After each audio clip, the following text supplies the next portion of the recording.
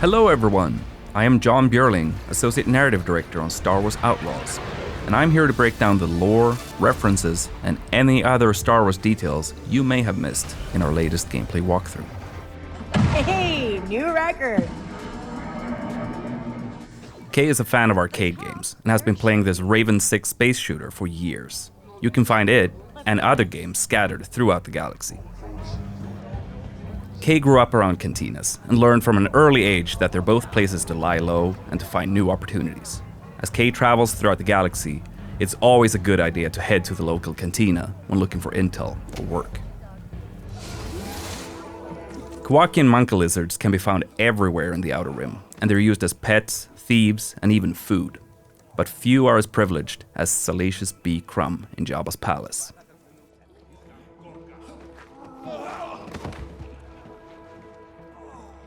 Many merchants will use protocol droids to handle customers from every corner of the galaxy who don't speak Basic or Huttese.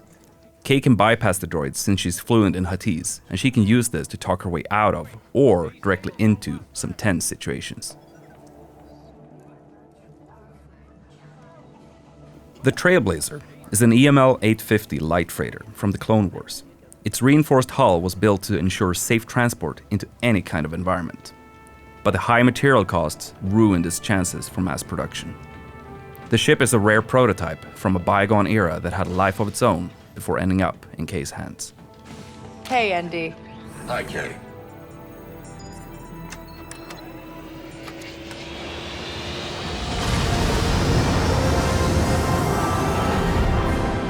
Akiva space.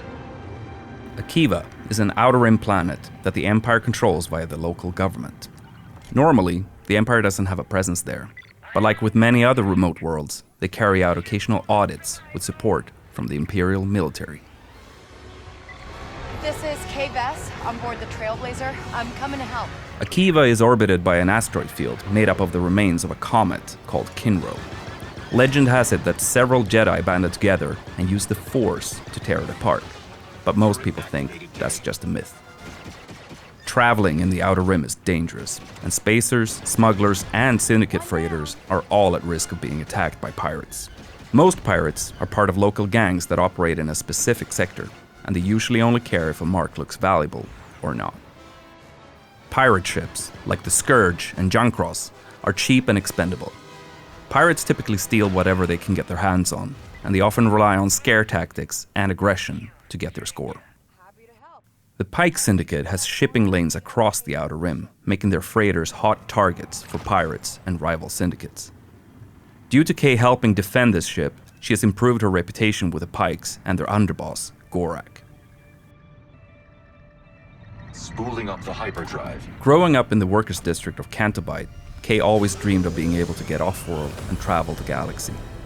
After taking the Trailblazer and honing her piloting skills, she's finally able to jump across the galaxy in search of the freedom she's always wanted for her and Nix. Kay is entering the legendary Mos Eisley on Tatooine, but this planet is large with more than one settlement for you to discover. It's been a privilege to recreate iconic locations such as Chalmun's Cantina, while also expanding on the world with locations that are completely new. Room for one more? Here we see Kay about to engage in a game of Kessel Sabak, which is her favorite card game in the galaxy.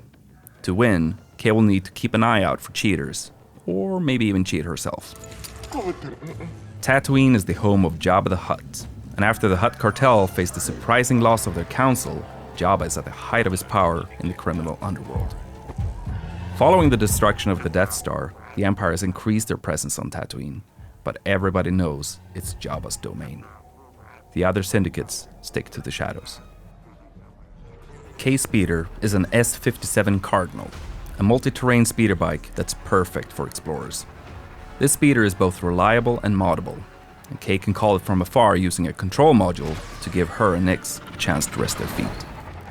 Imperial shuttles are a dead giveaway that there's some Imperial activity nearby. Sometimes that might add further risk, but in other cases, it can be a great opportunity for a scoundrel. Some Jawas on Tatooine travel around in sandcrawlers, offering trade deals for whoever happens to be nearby. The sandcrawlers were originally built for mining operations, but were co-opted by the Jawas as a way to hold and transport salvage. These flyhorn lizards can be found all around Tatooine's deserts. The lizards use their tails and horns to catch condensation and smaller insects while keeping cool by hiding in the sand. Some moisture farmers use the lizards as an indication of their yield.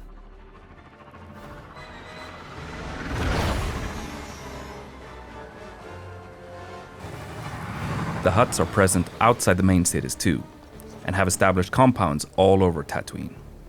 Depending on your reputation level, you can walk right in or be turned away from Syndicate territory. So your interactions with these locations and the syndicates within will change throughout the game. Busy place. Kay and Nix have been thieving together for years, and their incredibly close bond means that they are able to support each other in any situation. Nix, attack.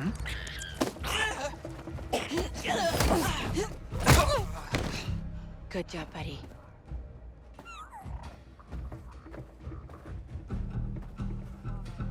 Nix, do you sense anyone close?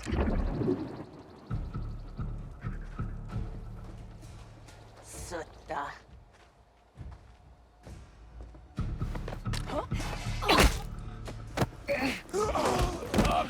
Kay is using a well-worn VM-19 heavy blaster with a unique ability to switch modules.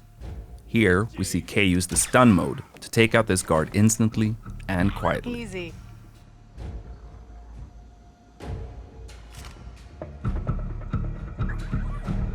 Alright, let's see what we have here. This is Kay's data spike, which she can use for picking locks. When not in use, she conceals it by wearing it as a hairpin. Wait, Quint? That sheriff from Wayfar used to work for the Huts? I should talk to her. Oh, come on!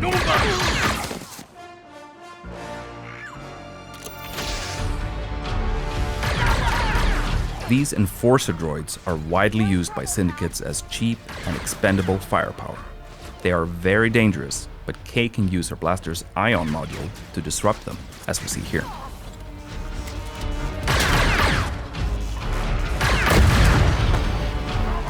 You may recognize these as massives, a native Tatooine predator with thick armored hides, sharp spines, and a dangerous bite.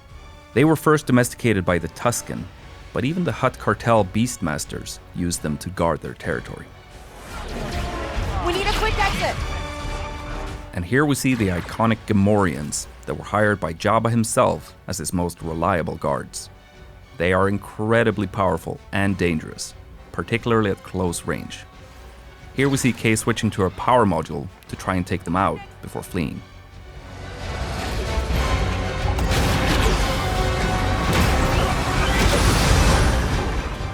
Tatooine will feature its iconic twin suns, and you'll be able to witness some beautiful sunrises and sunsets on your journey across the desert planet. There we are.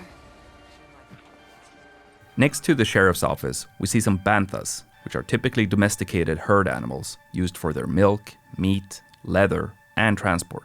Banthas are omnivores and can sustain energy without food or water for long stretches of time. We see Kay arriving at Wayfar Station, where moisture farmers come to sell water, socialize, and buy equipment. Tatooine is known to be filled with outlaws preying on these farmers, which is why we see a stacked bounty board on the wall to the sheriff's office. Eagle-eyed viewers may even spot Kay's picture on the board. You again. Sheriff Quint is a Weequay and former pirate who had a lot of success due to her gunslinger skills. She eventually turned away from her old lifestyle and towards the law, using her skills to help the people of Wayfar. Quint is one of the experts in our game, so Kay can agree to help her out, and in exchange, Quint will help Kay develop her skills with the blaster. You want to die first? Fine by me.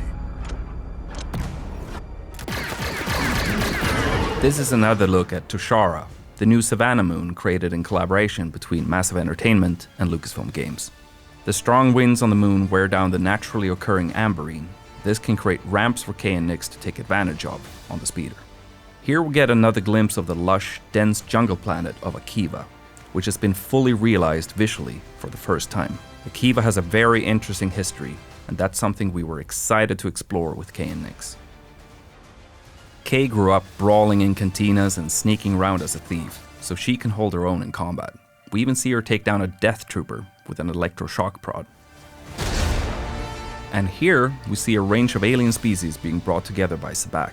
This includes a Galushian, a Zabrak, and Trandoshan. You'll encounter a range of different species scattered across the Outer Rim.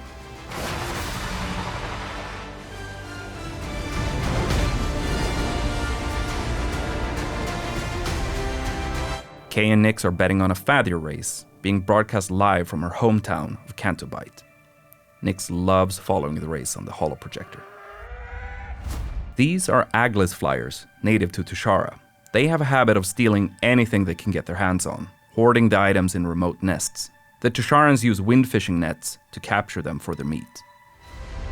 In addition to Kay's blaster, she'll learn to use some other weapons when she needs some additional firepower, such as this Imperial Z6 rotary blaster cannon. And finally, here we see a Rancor, a reptilian species that originally hailed from the planet Dathomir. As fans will know, Rancors are extremely dangerous, so they present quite a threat to someone like Kay. And that's some of the things that you may have missed in our latest gameplay walkthrough. The team is hard at work crafting this galactic scoundrel adventure, and we're excited for players to experience the Outer Rim as Kay and her companion Nyx on August 30th. If you're willing to take the risk, the galaxy is full of opportunity.